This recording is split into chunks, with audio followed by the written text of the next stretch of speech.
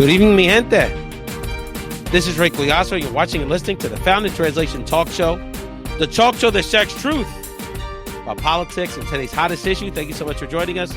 We hope your loved ones are safe and sound during this incredible COVID-19 season. This show is dedicated to all those that are suffering in some level, whether they're grieving for a loved one that has passed away. I want to shout out the incredible NBA star and philanthropist Carl Anthony Towns, who unfortunately lost his dear mother, Jacqueline Cruz Towns, due to this terrible virus. But all those of our friends and family that are affected as caregivers, as loved ones, as people on the front lines. Of course, our episodes are dedicated to those people, our very warm first responders doing God's work for us. Thank you so much for joining us. This is Ray Collazo, the host of the Found in Translation Talk Show. You know, you're wondering, like, I know with COVID-19, my life is like one big blur, but today's not Thursday. Normally the show isn't this show on Thursday, but you know, we got to give you what you want. And when an A-lister reaches out and says, you know what, we need to talk to the gente about what's going on in our community, we got to make a special arrangements. Very proud to have on the show, great friend to the show, activist, organizer, and really one of our rising leaders of our country, Zoe Colon. Welcome to Found Translation. Hey, Ray. Hello, everyone. Thanks for tuning in. It is great to have you on the show, Zoe. I think, Zoe, you know, I've been talking to you about coming on this show for quite some time. I think about 5 years, 6 years. Almost And you were transitioning to Florida and all these wonderful things you're doing for our community. So, right. But all good things, like all good things take time. So we're very, very fortunate to have you on the show, Zoe. Thank you for the opportunity. I'm excited. You should be. This is a great show. One of the best in the business. Let people know, Zoe, a little bit about yourself and why you thought this was an important time to share your message and some updates about the community you're serving to our larger audience here on Found in Translation. Sure.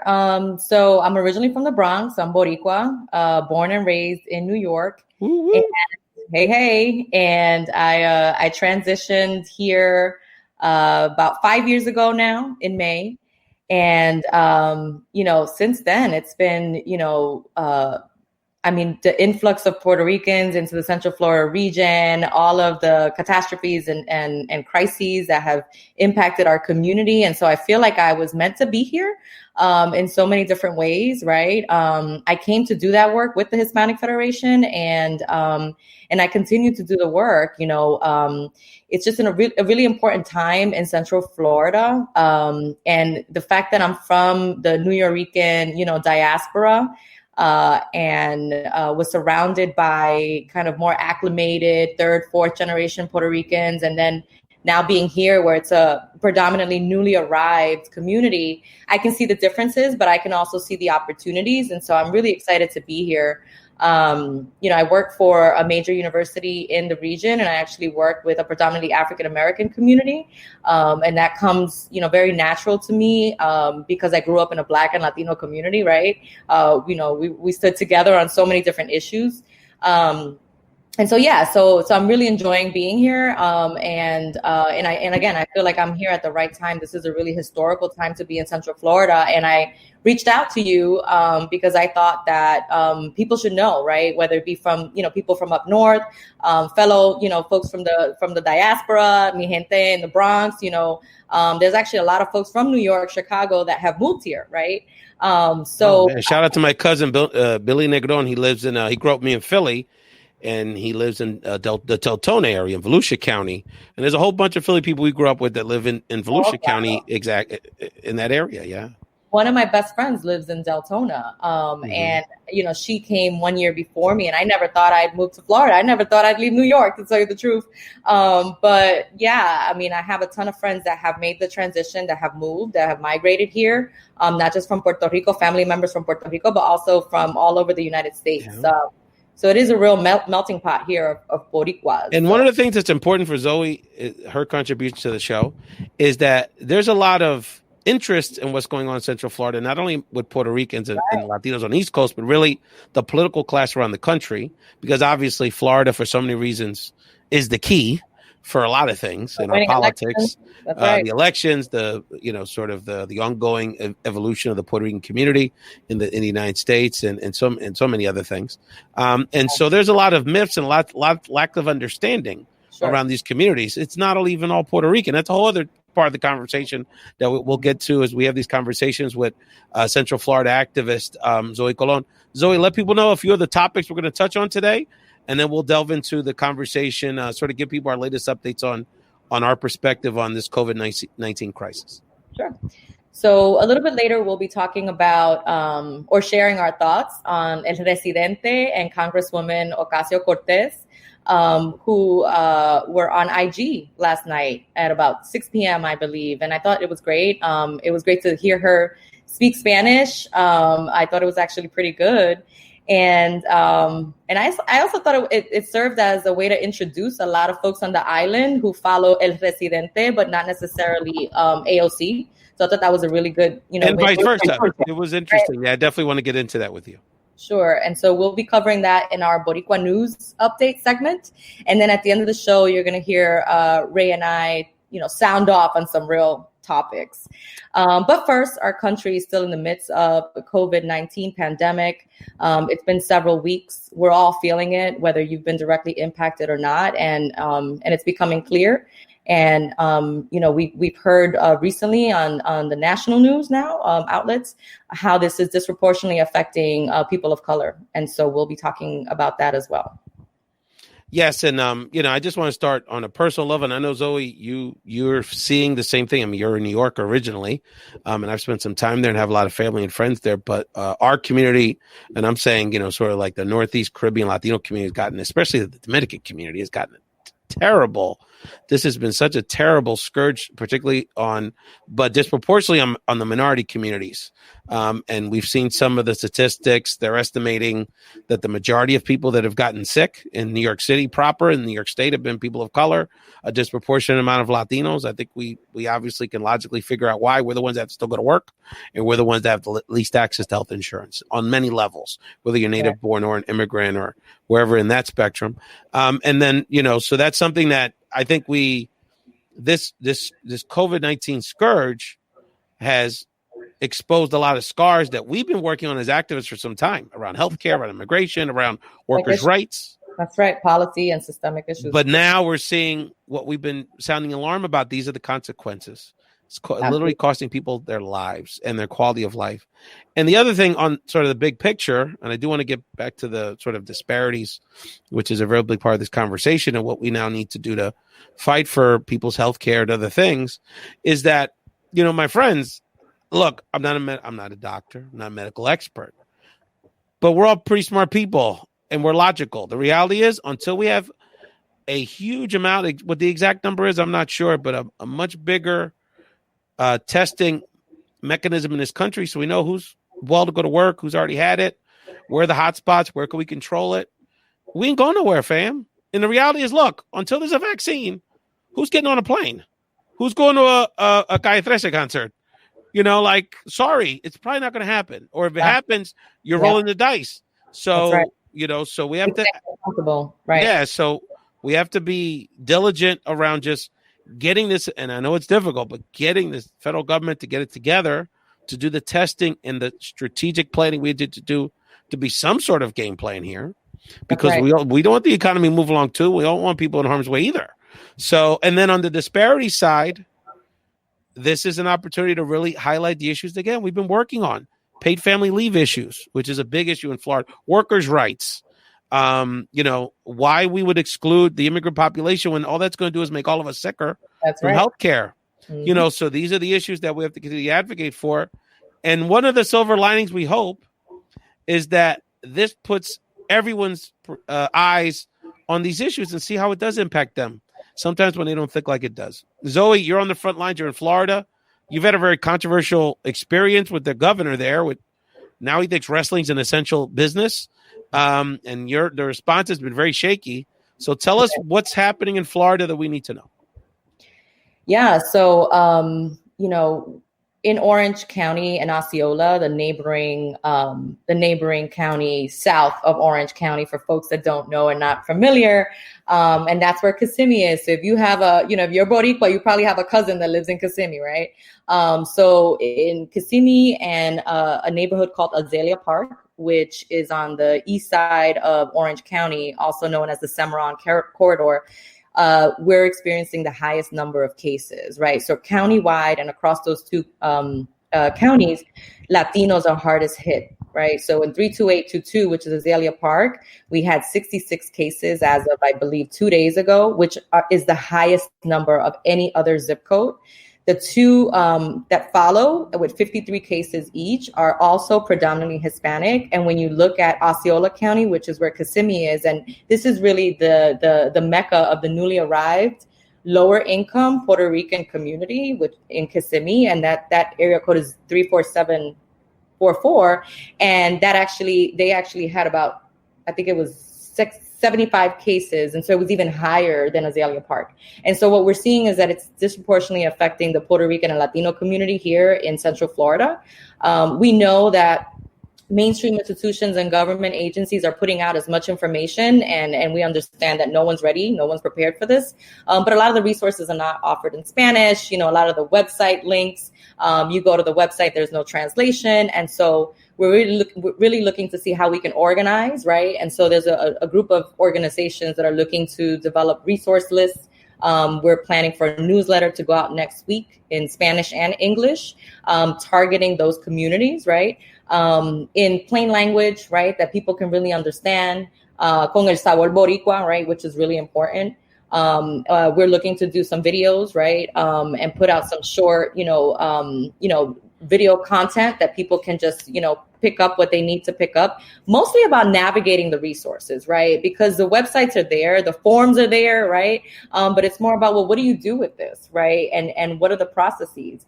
And if you have a question, who do you call? And so there's a wealth of information out there, but I don't know that it's reaching the people that are most affected. And it's not the first time that this happens, right? This is an ongoing issue.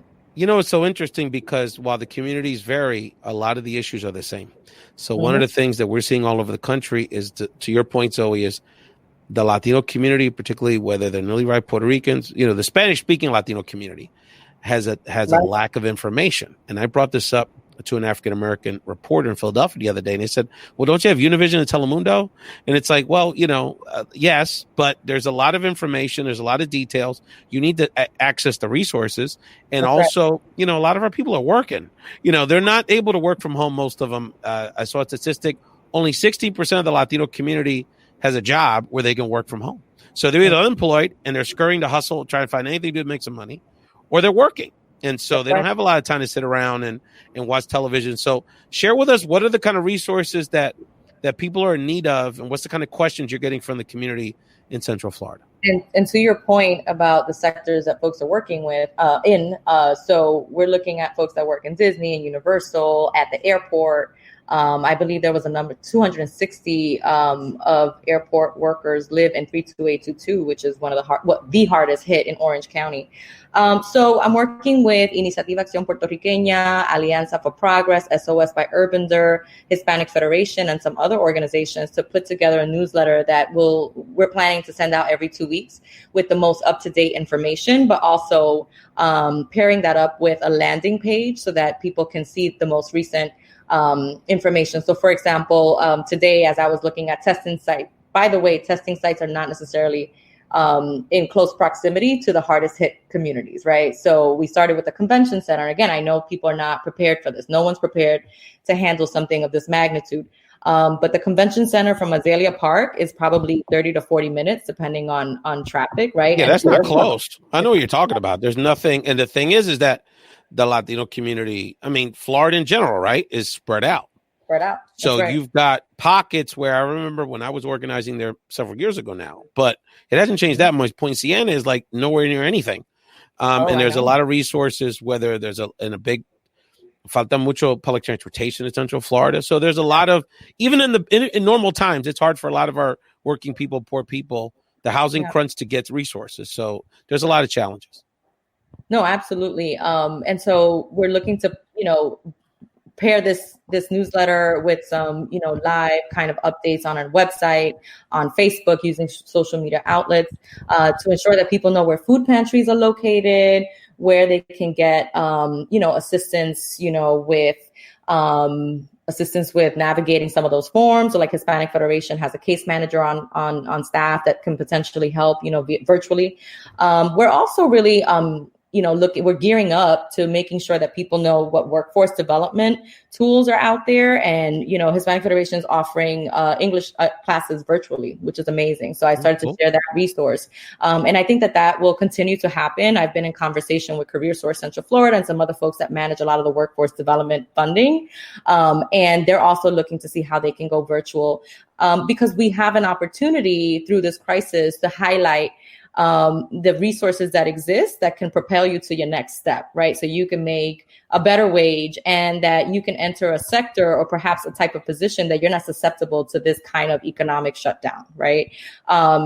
Susceptible to be laid off or to be furloughed or to be, and so I think that's an important next step. So I think first phase is really thinking about basic human needs and how to meet them and how to navigate the various resources out there. And step two, to some extent simultaneous, but the next step is really to connect people to workforce development training programs and make sure that they start thinking about their career development. Shout out when you talk about Hispanic Federation, the current state director, Yaniti Vela, is a dear friend of both of us. And of course, the former director, who's a great mentor of us, Betsy Franceschini. So un saludo to those wonderful ladies out there. They'll be on future shows. You're listening to Zoe Colon on Found in Translation, breaking down the Central Florida story. And she's going to get more into that in the next segment on the show. Zoe, one of the things, talk about exposing the cracks in the system is, and we've talked about this, we've been pretty consistent talking about this in the show, is we want to school people, especially our fam in Florida, is that the Republicans that have dominated state politics over the last several years have really created an unemployment system that's very hard to deal with and produces very little. So one of the things that I know on the service side, you and your network are helping people, whether they got to keep calling or making sure they know what the Spanish language phone line or what their rights are or how to access those resources. But on the advocacy side, folks of us are like us, they're a little more fortunate. We need to keep calling on Tallahassee and state government to do the right thing and serve with these people, because there's a lot of people on unemployment that for no fault of their own, they're being furloughed.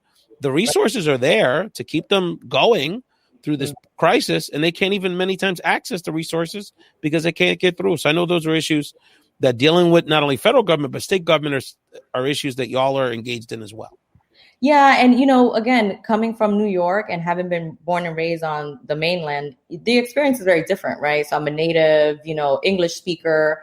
Obviously, I've lived here all my life. And so we have someone who's just arrived, out of desperation at that, from Puerto Rico after Hurricane Maria, for example. They're still trying to adapt, right, to this new home, still, unfamiliar with a lot of the systems and how they work. And so, we can't just kind of use blanket statements to refer to like Puerto Rican needs, right? We're talking about a newly arrived population that has very specific needs. So yes, we have citizenship, we have some things, like immigration that we don't have to deal with. But at the end of the day, we are treated as foreigners, but we don't have to go there right now, but that's a whole other show, right? Oh yeah. And because of the language barrier, and even if you know a little English, like it's not the same, when you have to deal with someone who doesn't speak your language or maybe doesn't understand your experience as a newly arrived person. And so I just want to highlight that's important for us to keep in mind. And also the diaspora, as we think about what we can do to help, in terms of advocacy campaigns and everything, that just remember that there is a difference and that we need to be able to appeal to all of these various like segments of our community, right? So even when we roll out campaigns for elections, we're not always reaching the newly arrived because there's just different needs, right? And so you have folks like myself and people from Chicago, and we're like, yeah, this is what worked in Chicago. Well, guess what? We got to learn what works in Puerto Rico, or maybe we need to learn what works here in Central Florida, because now that this person has arrived here, maybe they're not as concerned with things that happened in Puerto Rico, but more about navigating the system and really understanding the politics here. And so without getting too deeply into that issue, that's what's really concerning here, that there are people that have come out of desperation. They may not have the same resources, educational level, access to a living wage in the way that maybe other waves of Puerto Ricans that have arrived in Central Florida did. And so it's just a different community, particularly after Hurricane Maria. You're listening to Zoe Colon of Found Translation, breaking it down, what's going on. And she's going to tell us a little bit more about the I-4 story, which is the Latino community in Central Florida, and really just the community in Central Florida, which is really, determines our national politics, but also it's just a really important population for the health of the state, for the health of our community nationally, and of course, a big part of the Puerto Rican diaspora. I wanted to shout out, before we get into the next segment of the show, that on the normal Thursday show with my regular co-host, Zulay Picarelli, we're going to have on the show Carlos Guevara, who's actually my coworker at Unidos US. He's the director of immigration policy.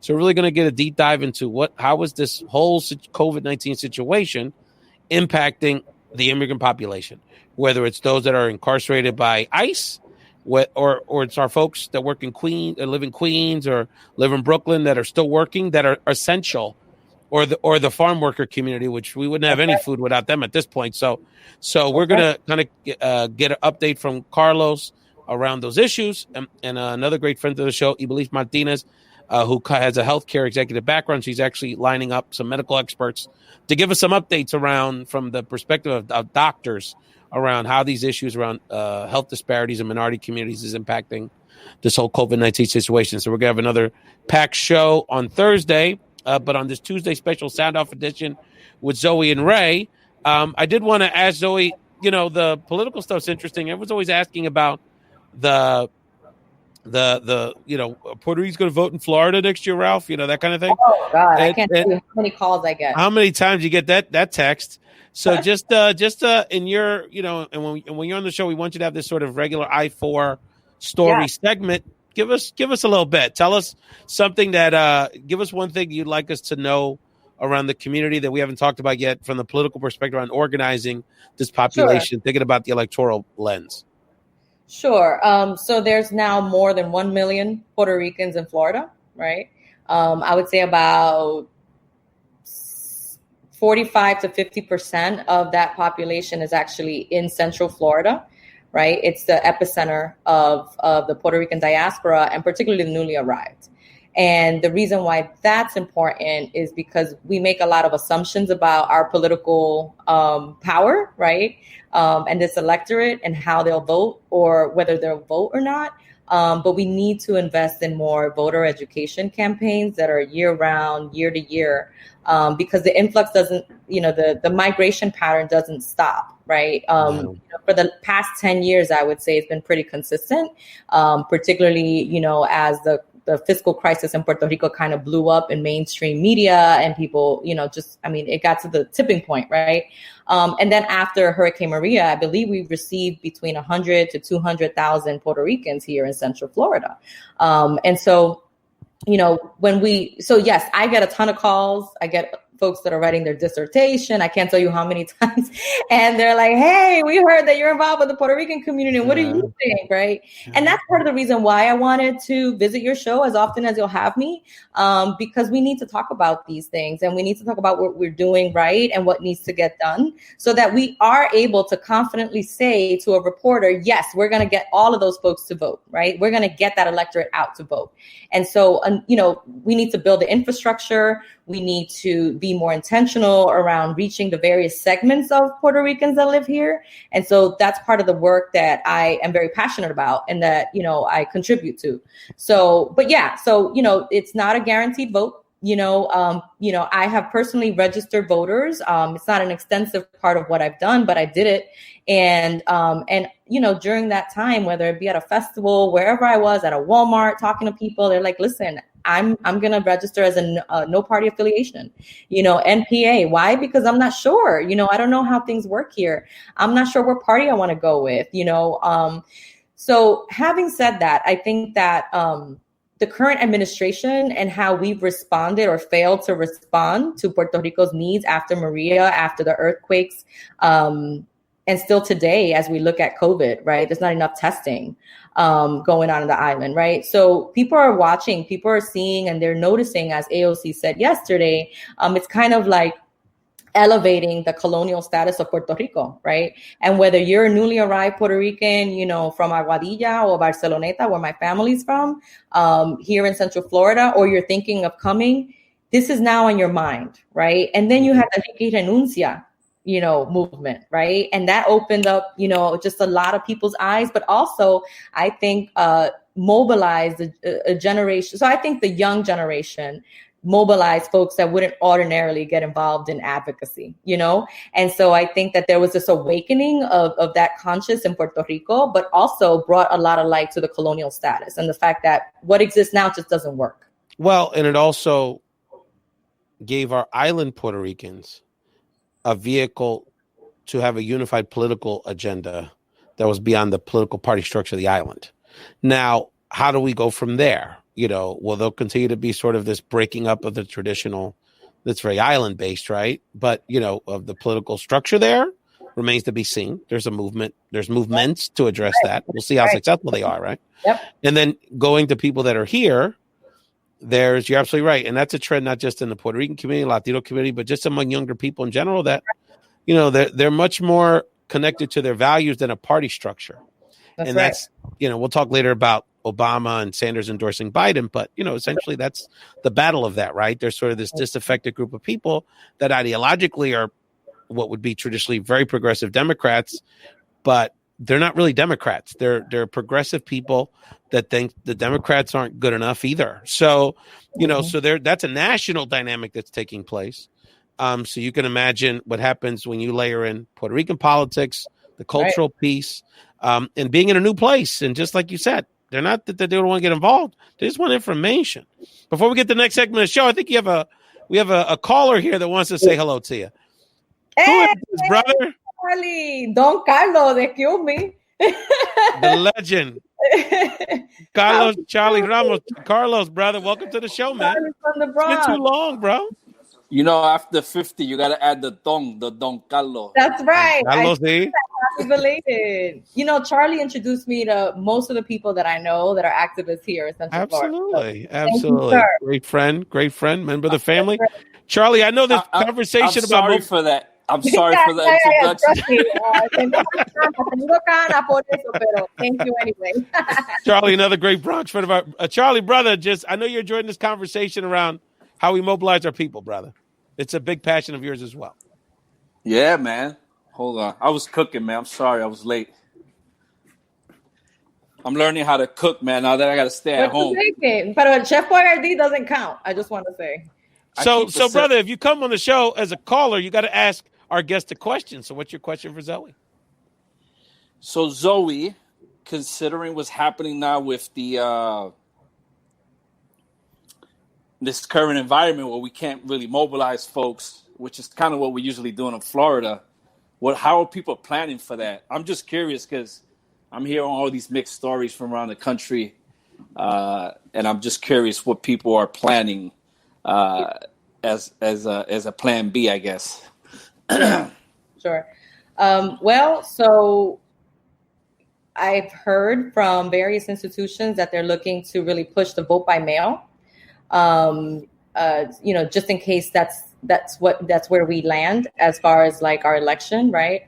So starting to push that now, making sure that folks really understand how, all the specific instructions that come with vote by mail, right? You have to like initial the after you close the envelope and things like that you wouldn't customarily like really think about doing that, right? So I think that people are gearing up right now. I think that we have to be more creative. So using social media, creating short videos. I know Alianza for Progress has been doing that for the last, I would say 3 to 4 years and have been pretty excellent at doing that. I'm sure Hispanic Federation, is thinking of this. I know that they're in our newsletter that we're sending out, they're pushing for the census as well, right? So we're still trying as much as possible to mobilize people and, ensure that they have the tools that they need to be, active in a lot of these different, arenas that's so important for our community. It's just so hard, right? I mean, the momentum is it's just so hard. How can you push a census right now, when people are really worried about their livelihood? And so it's challenging. And, I personally think some of these things should be postponed until this is completely gone. We are already undercounted and at a disadvantage when it comes to participation, not only in elections, but the census, right? Historically, we know this, it's documented, right? So I worry. I'm absolutely worried. I'm absolutely distraught by the current administration kind of exploiting, right, this national stage and a time that really should be about humanizing this issue and thinking about lives lost. In New York, I believe it's over 10,000 lives that have been lost already.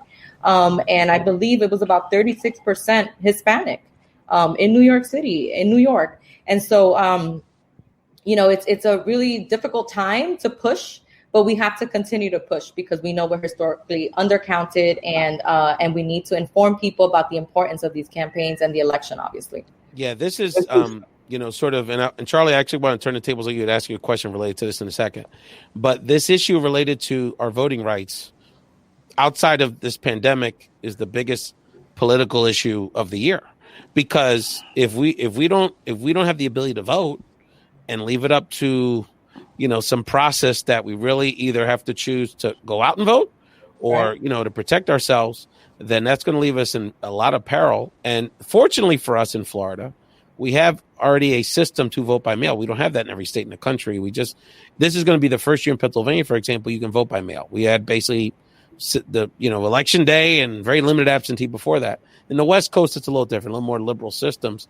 So organizing ourselves to really develop vote by mail campaigns is going to be critical. And I know there's a lot of people having those conversations, but we're going to have to develop a lot of capacity very quickly. Charlie, you've organized in Florida, you've organized in these kind of communities. So what are your thoughts in this whole situation? Voting rights is going to be critical. Look, even in labor, we're having a hard time because Georgia and some of these states just set up vote by mail. So we had to set up a call with all our members, which is not, it's expensive. It's a few $1,000s. Where we had to spend an hour with them, explaining to them the process, deadline, certain things they need to do. But not everybody has the luxury to spend money to be holding this big town hall convening. So I'm just, it's a little concerning in our community, right? Because if you don't have the resources to educate your members, your community, or your constituents, in my case, our members, it's a hurdle, man. And I've got an idea to address the resource question, which we'll get into our sound off. But, the last thing on that, and then we're going to have Zoe help us transition to the next segment, is that, there's a reason this president is saying the vote by mail is fraudulent. There's a reason he's threatening to defund the post office, the U.S. Postal Service. It's because the only mechanism for him to win, you could argue, or one of the main mechanisms is basically to cheat his way, use this epidemic as to his advantage for political gain. And that's the insidiousness of this whole situation. Shout out to our activists in Wisconsin that actually overcame that situation with the progressive judicial candidate winning the state Supreme Court seat the other day. But that election should have never taken place. They could have delayed it a few months. So this issue of voting rights, this is 50 stuff and beyond. We were almost in a suffrage type movement, so we could just have the right to vote in the middle of this pandemic. Charlie, I'm going to put you in the queue. We'll come back, talk a little bit about AOC and Residente. To see you. But Zoe, look at my shirt. I like that, brother. Se levanta. Love it. Good job, brother. We'll get you back in a second, but Zoe's going to let people know how they can subscribe to the show, and then we're going to get into a little Boricua news on this episode of Found Trends. All right. Nice to see you. All right, mi gente. Well, if you didn't know, Found in Translation Talk Show is the longest running independent Latino-led news podcast. So we got to represent. We got to subscribe. We got to support Ray Collazo. We have to support Found in Translation. So look for it on your iTunes, pretty much anywhere that you can subscribe to a podcast. You can actually find Found in Translation Talk Show. So make sure you support, right? We need to support our people. We need to support our issues being highlighted, which is being done here in this show. You can follow Found in Translation on IG, Twitter. The handle is @F as in Frank IT _talk show. And yeah, support the movement. We need to support our own poderosos. I want to acknowledge Ray because we had this conversation, I would say about 6 or 7 years ago, with my good friend Denora Nieves, who actually just lost her dad to COVID. We were thinking, hey, how can we get, women of color, women that have our experiences, Boricuas, she's from Mount Vernon and Yonkers, I'm from the Bronx. How can we get people that look like us, that talk like us, that do a little rolling of the head sometimes? But obviously still very motivated, professional, and interested in issues that impact the Latino community, how do we get those voices heard? How do we elevate those profiles? And so Denora, ended up writing a book, and she has her own podcast. And I remember Denora has a podcast? She does. We need to connect with her. It'd be great to see her. Yeah, she's wonderful. She just lost her dad to COVID. But I had no idea. I'm sorry. I'm so sorry. Yeah, I wasn't sure if you heard when I mentioned it, but no, I got buzzed off for a second. Sorry. But yeah, I was just giving you props, right? Because you encouraged me to do this way back when, 6 years ago, and I finally had the courage. I just kept getting all these calls and, hey, what do you think about this topic? And I'm like, you know what? Maybe there's a platform where we can talk about this and also document what's happening in Central Florida, because this is truly a historical moment. Very important.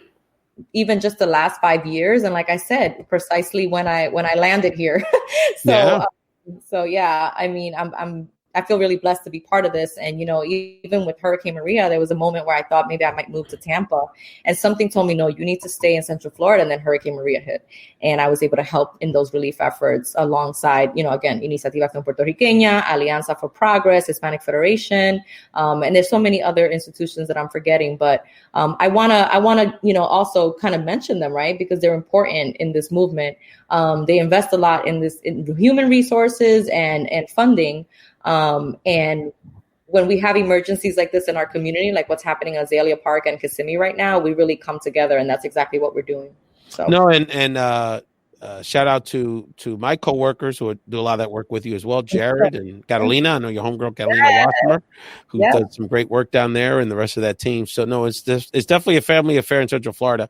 And thank you again for being a part of the show, Zoe. So when you come on the show, Zoe, we got another segment we're going to have called Boricua News. So this might be real serious stuff. This just might be la cosa la farándula with our people, because we make headlines. It don't matter. So really a coming together of all of that was on Instagram last night, because Residente, the celebrated Puerto Rican rapper and activist, has these IG lives. He had the president of Argentina on his show. He had the president of El Salvador. He has other reggaeton guys, other celebrities, other thinkers. And he had AOC on the show, Congressman Alexandria Ocasio-Cortez. So Zoe, it was sort of a fusing of all of our interests. It was an interesting conversation. Just want to get your quick thoughts on their chat last night on IG.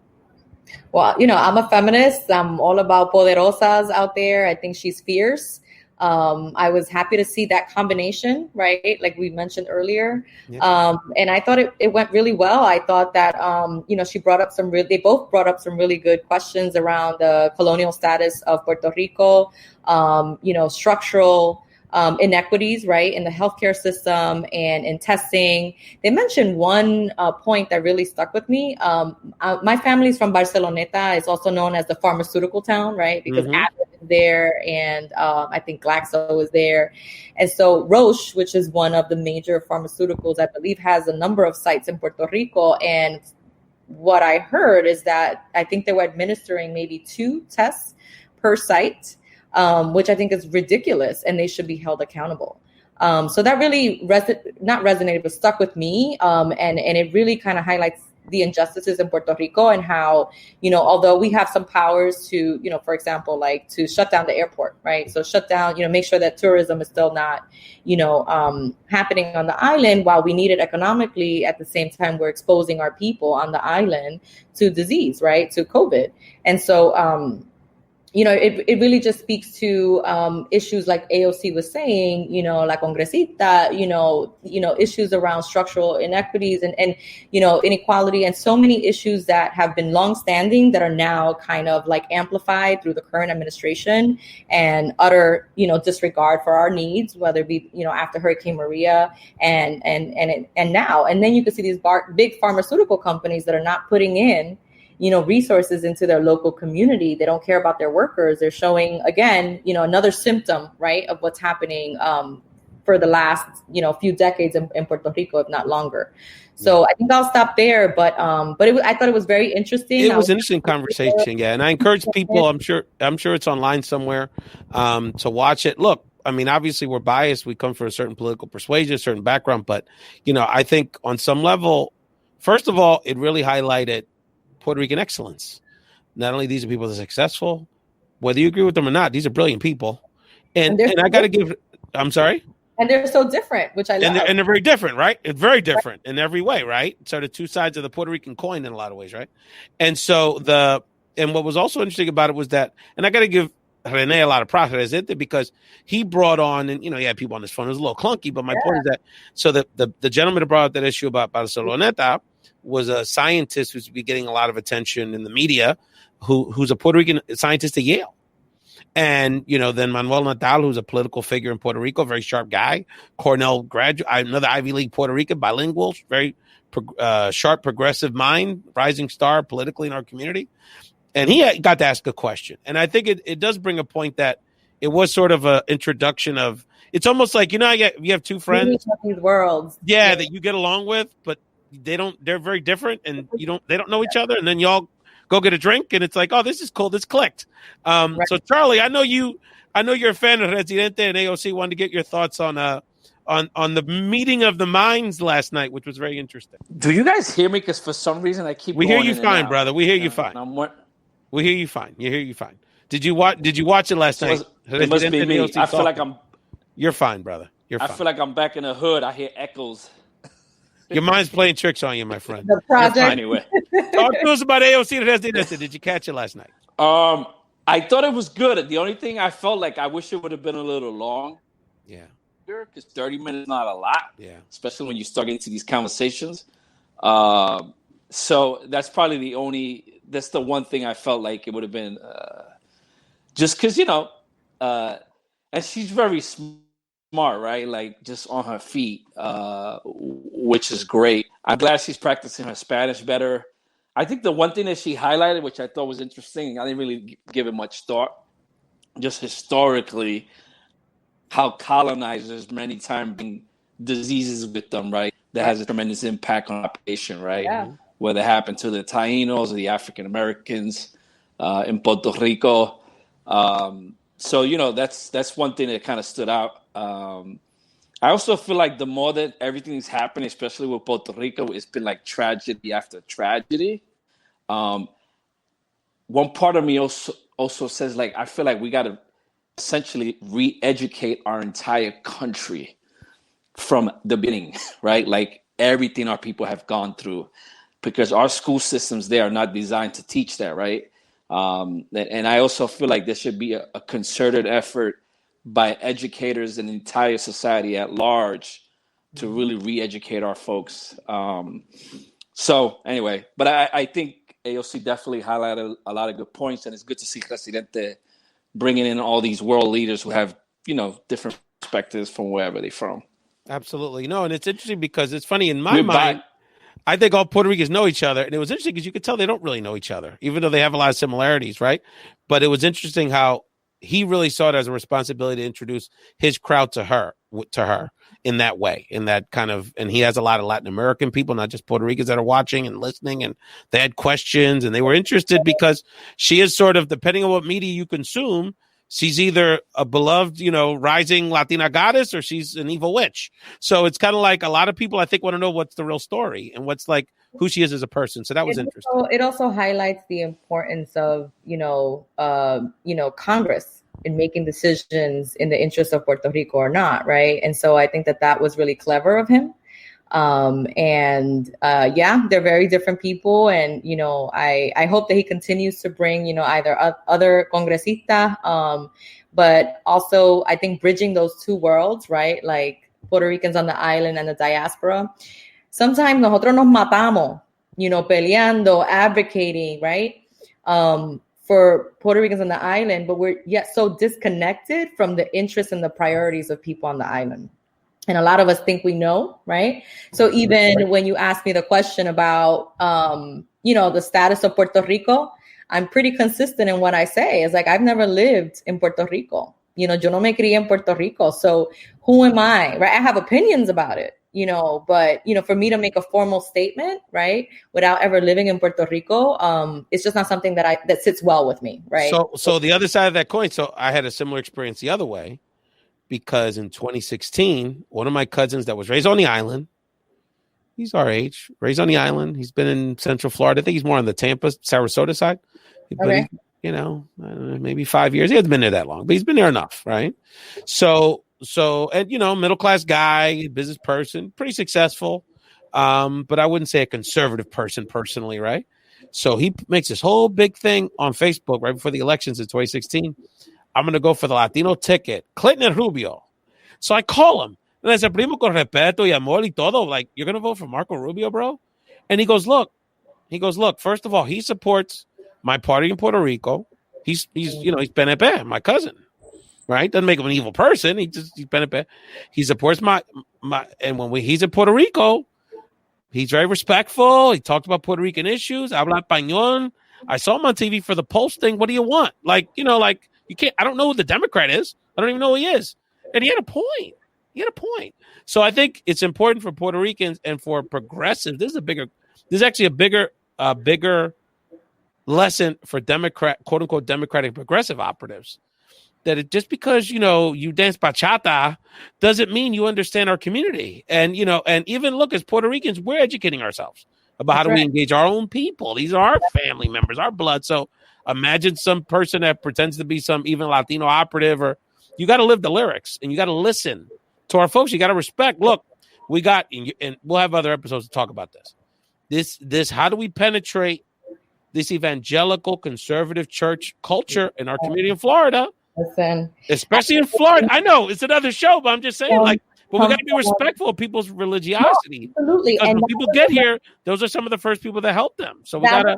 It's a tough conversation for me. That was a learning curve for me, right? Because I was coming from a very progressive blue state with a ton of resources for basic human needs and just all this infrastructure around Latino-led nonprofits, right? And a progressive agenda for the most part.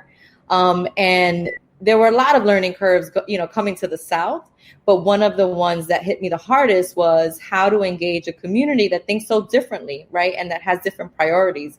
And oftentimes the first point of contact or the first institutional relationship that our newly arrived community has is with faith organizations, whether it be evangelical, it's more evangelical than it is Catholic, right? In this community. And so, and yes, they are, many are pushing a very conservative agenda. But when you break down the issues, the division is really around abortion, That's and so, yeah. Right. And so your average Latino, the LGBT issue is sort of fading away. That's kind of left the station. And también, y mira, pasó, when Pulse happened here, it opened up a lot of eyes, right? And I think, to some extent, people, really could sympathize and empathize with that experience being from Central Florida. Y right? la falta de respeto a Ricky Martin during the Ricky Renuncia stuff. That was another nail in that coffin. That's right. Yeah. And actually a lot of that movement, so it was that, right? And then there was also like the group, La Feminista, that came out to talk about, domestic violence, gender violence. And so I want to give a shout out to them, because females, on the front lines, in addition to the artists and people that came out. So Shirley Santos, one of our great Puerto Rican leaders, yo creo, just a tremendous woman, one of our great public school teachers in New Jersey, a great friend. But just so you know, there's a lot of progressives hiding in those conservative churches. We know, girl. We know. There's no doubt about it. We know that, but we got to address these issues. Maybe some people can help us to be the moles here. So what else Shirley got to say? Shirley, you need to jump on, but they're not a majority. They just think a little different. No, absolutely. But the issue is that 15-20% of our community that votes the other way, really not because they like Trump, but just because their pastors told them you got to protect the babies, is why we lose Florida. I'm just keeping it real. So we have to have these conversations and be honest about it and say, look, we certainly are very sympathetic. We're sympathetic to that. Now white progressives say they're wrong, forget about them and write them off. It's like, hey, it's our community. We got to be respectful and we got to have a conversation. We have to have a lot of conversations. So that's what's going on there. At the end of the day, it's knowing that, right? Whether we agree with it or not, it's knowing that. It's knowing that if you want to reach that population, there's no one blanket way to do it. right? That we have to establish relationships that are respectful, mutually respectful, and that, you know, we can still come to agreement about issues, you know, around, you know, economic, you know, mobility in our community, you know, raising the minimum salary, some issues that really impact our communities, that have less to do with the politics of some of the more kind of controversial issues. So there are spaces, and I think there's opportunities to do that. But again, you have a lot of progressive folks that are coming from other parts of the country that think there's one way to address this, right? And that's to be kind of fiercely, you know, radical around these issues, and it just doesn't fit everybody. The progressive, you know, God love them. There are people. But the progressive intelligentsia is just got a blind spot with this issue. In terms, I'm saying they were wrong in terms of the policy. Mm-hmm. And I'm not just saying that a lot of this is masked in the misogyny and I know that. But we have to meet people where they're at. That's and right. This conversation, look, and it's outside the Latino piece, it's a bigger issue. This chunk of, you know, there's a chunk of white women in this country that are Democrats, but they're Catholic, they're Christian, and, you know, this issue creates that schism. And we need to do a better job, you know, and I'm saying I have the answer because it's one way or another in a way, right? But on some level, we got to make them feel included and say, look, we respect your spiritual perspective. And a lot of us personally believe that. And me and my wife, you know, we live a pro-life lifestyle. That's our choice. That's her choice. I respect that. But we have to say this is not a spiritual difference. This is a policy difference. And not have this antagonistic thing. Well, if you're not with abortion rights 100%, you're a sexist. You know, and I'm not saying it's easy, but there's got to be a better way to have this conversation. You're listening to Zoe Colon and Ray Collazo. We're sounding off here, and let's just get into it. Yeah. The last segment of the show. Charlie, he's going to help me with my sound, one of my sound off. He'll come back in a second. Zoe's got two, a very serious one, and then you're going to get the last word with a funny one. But Zoe has a sound off she wants to share. So on the sound off edition of the show, we're just going to give our guests, in this case, Zoe, a minute or two to just break down what's on their mind and get in a little conversation about it. So Zoe Colon, the floor is yours. You get the first sound off today. Well, this is my first one, so I'm not sure how to do this, but I wanted to highlight the fact that a lot of our women and, you know, just in general, irrespective of gender identity, are susceptible to increased violence because of the circumstances right now during COVID. So we know that, you know, 1 in 4 women, you know, are experiencing some type of domestic violence, whether it be verbal, emotional abuse, and that, you know, this is compounded by the fact that people are in a household together. And so I think that, you know, as you're doing your work, just think about providing some resources, exactly what Ray's doing right now, right? You know, hotline information. Please know that also it takes about, I think it was an average of 6 to 8 times before people actually leave, you know, domestic violence situations. And so it's yes, we should give information, but we should be very responsible in making sure that they seek the help that they need from a professional. And so, you know, making these kinds of referrals are really important. The other piece of this is that children are home. And so whatever's happening in the home, the children are also exposed, right?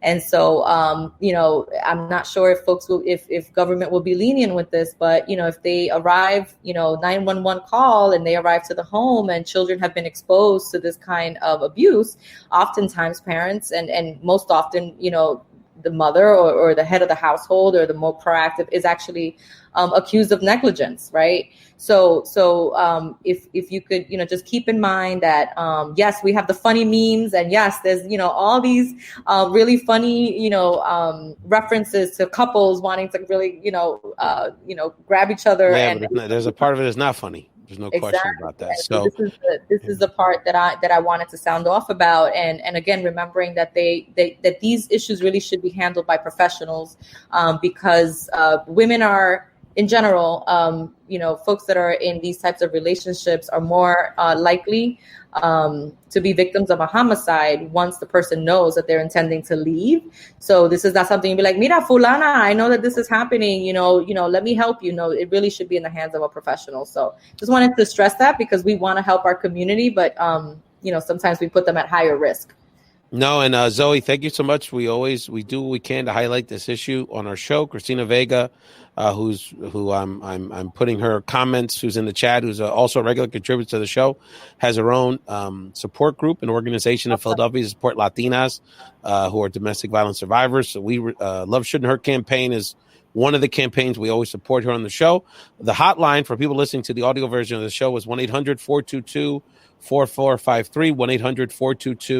1-800-422-4453. And what's important about that, and Christina's mentioning in the chat, is that for those that may feel endangered, and are endangered, they can text that number. So obviously it may be difficult if you're trapped in the house to make the phone call. You could text that number, and you may have to text it a few times, or, it may take some time, as you said, Zoe, but, we're with you. We're with you. We're with you. You're not alone. And you have resources out there. Please text the number if you feel endangered, and have professionals, as Zoe said, deal with the issue. For my sound off, I'm going to make an opening statement and bring Charlie back into the mix. So, Charlie, we got to talk for a second about the fact that, there's a lot of interesting conversation happening. My reception is really bad. All right, we'll do the best we can, brother. This is my sound off anyway. I'll just get you contribute how you can. But that it's, Obama has endorsed Biden. Sanders has endorsed Biden. So there has been a real coalescing of the Democratic Party. And on one hand, essentially, this is what the voters said they wanted. They wanted Obama's ghost. That's essentially what they said they wanted. They didn't necessarily vote for the guy that ran the best campaign or inspired people or was the most moderate or most liberal. They voted for the guy that was closest to what they feel like was winnable, literally and figuratively, Obama's ghost and Vice President Biden. And so, while the more progressive folks like us, Charlie, you and I don't want to speak for Zoe, feel like we could have done better. It is what it is. The voters decided that. And we have to be able to move on. And I give Sanders credit for moving on today or this week. So the question I have, Charlie, is, or the sound off I have, is that Biden, we got Florida leaders here. We got Puerto Rican leaders that have worked in Florida and throughout the diaspora. You can't win this election without Puerto Ricans in Florida and Pennsylvania, and probably not Wisconsin. Let's not forget about Boricuas up in Milwaukee, who could make a difference in a very tight 10,000 vote election. Our love ain't free. What does it say? Love don't pay the rent. So what I want to see, Vice President Biden, con respeto, and I said it on the show, I grew up a half hour from Delaware. I grew up walking in Puerto Rican Day parades Biden was in Wilmington, Delaware, when I was a kid, okay? So we got a lot of love for that community. We know you've been with us for a long time. But I need to see not just, they can vote if they want to be a state or disaster relief or very basic things. I want to see the Jones Act elimination on the table now. And I want to see the Promesa board out of here on the table now. So, Charlie, I think that needs to be the centerpieces of what he needs to do for the Puerto Rican community, and he needs to commit to now. And I want to get your thoughts about that. I feel like they have to make sure they engage our community, not just those here in the diaspora, but those in Puerto Rico who are still suffering. The last 2 or 3 years, our community have been able to kind of, I was in Puerto Rico, I don't know, like a month after the Hurricane Maria hit. And I remember just being like a week without any power. And I was getting like frustrated, right? And in my mind, I had to sit back and I said, man, I'm complaining. And it's only been a week. People have been months without no power, without no electricity, etc. And, they had to get vulnerable to really get through that, because it definitely, your anxiety level gets to another level. I definitely believe that Biden needs to reach out to AOC. I know he hasn't done that yet, I hear. He definitely has to reach out to all the Puerto Rican leaders and really try to get our input and don't wait till the last minute, because honestly, it's not guaranteed. And our brothers are not just all Democrats; they're all over the place. So those are my quick thoughts there. No question. And Zoe, we'll have another. The reception is bad, dude. It's okay. Don't worry about it. I just want to add to that yes. He really can't expect to be able to ride, Obama's coattail so easily with the Latino community, right? the Latino community doesn't forget that under the Obama administration, there were more deportations than any other modern day administration. So, the Promesa board occurred under the Obama administration. And the Promesa board, right? So, la economía de Puerto Rico. So. Exactly. And so we need to, I believe that we need to support Biden as a community. Absolutely. But he needs to earn it. No question. But he has to have the chops, to come up with a progressive agenda that really engages folks, particularly those that were Bernie, followers, right?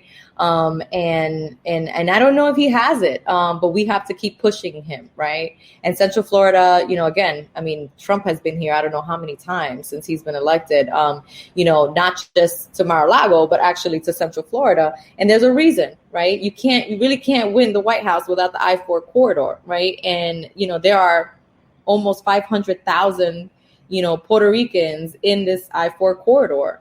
But going back to some of the issues that I was explaining, we really need to do a lot of voter engagement, a lot of voter education to have people really understand a lot of the ideologies behind why you would vote for this person or not. And, doing nonpartisan voter engagement work is really tough, so we really need investments, from major funders to come in to do that kind of work so that we can be that aggressive. So you set me up for my other sound off, Zoe. So well. Because on some level, and I've been saying this on the show for quite some time, many months, is that we hope that money comes from those traditional non-Latino sources. But on some level, we have to assume the worst and do this for ourselves. So, and not only have the money you can write off on your taxes, but that political money to be able to tell people what's really going on, which is really what you're sort of alluding to. That's right. So this is what I'm proposing. It goes in my other part of the sound off.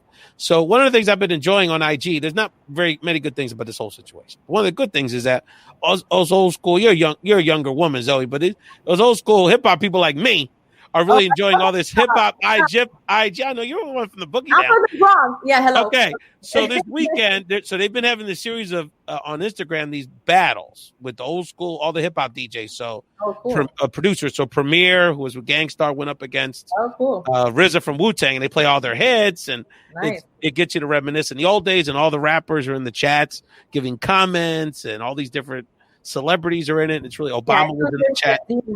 Yeah. Mm-hmm. Yeah, so it's a lot of cool. So I think what we should do, and I know we're good at throwing fundraisers for Puerto Rican stuff. I understand that. But I think the Puerto Rican singers and entertainers need to have some IG competitions and raise money during these competitions for the political work that we can do. Now, I know, people, J-Lo's situation with the Hurricane Well Intentions, you gave the money to a charity that was led by the governor's wife, and that didn't work out.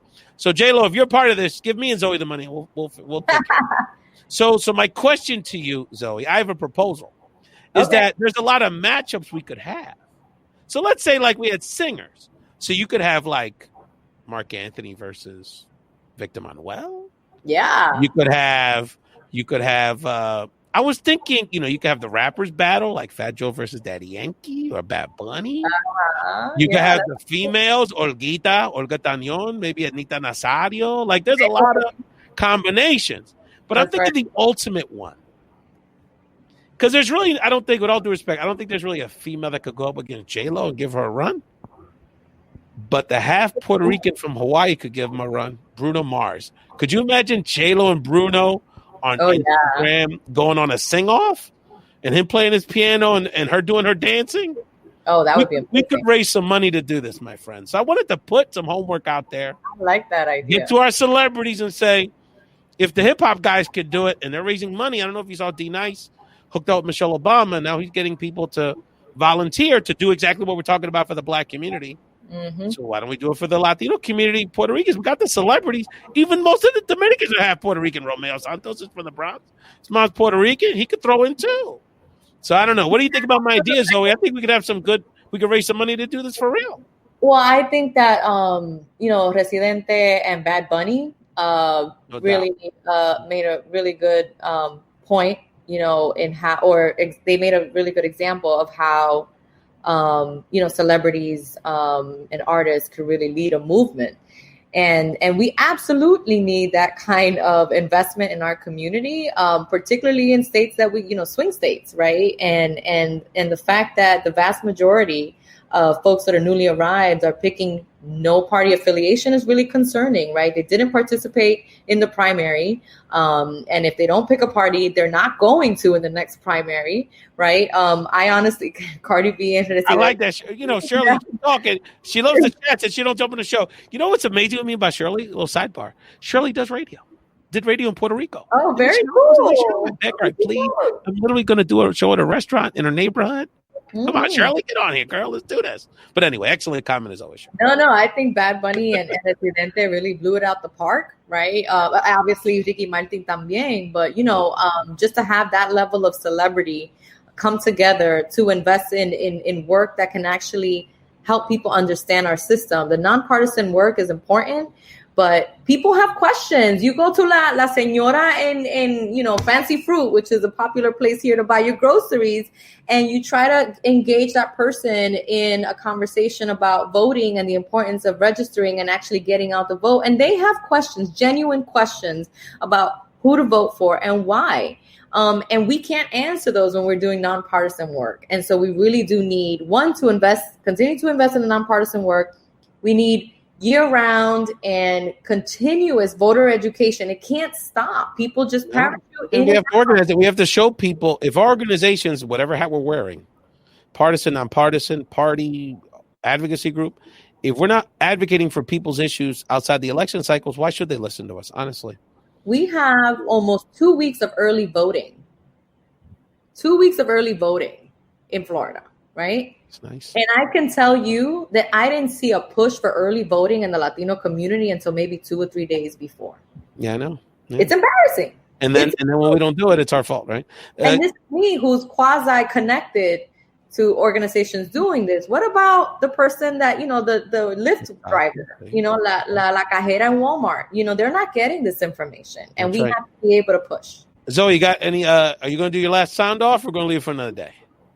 We can leave it for another day. Okay, sounds good. So, hey, Zoe,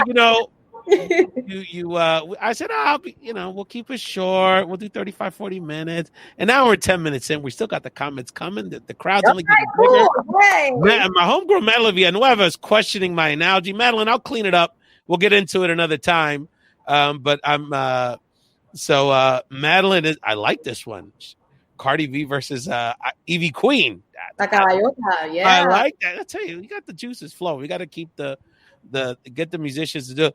Well, Zoe, my friend, you'll definitely be back. This was a great show. Hopefully this is the beginning of not only you coming back on the show, but you certainly need your own platform, and we'll do whatever we can to support you. Thank you for joining Found in Translation. You sounded off, and you kept it moving, and thank you so much for coming on the show. Appreciate your family for watching the show. Unlike the COVID, which we need to crest and go down, the ratings are going up as we're signing off. More people are watching now than they were an hour ago, so we really appreciate the conversation. A lot of great leaders in their own right who are leaving comments, like Chrissy and Shirley and others in the chat. And we'll see you all on Thursday on Found in Translation. Thank you.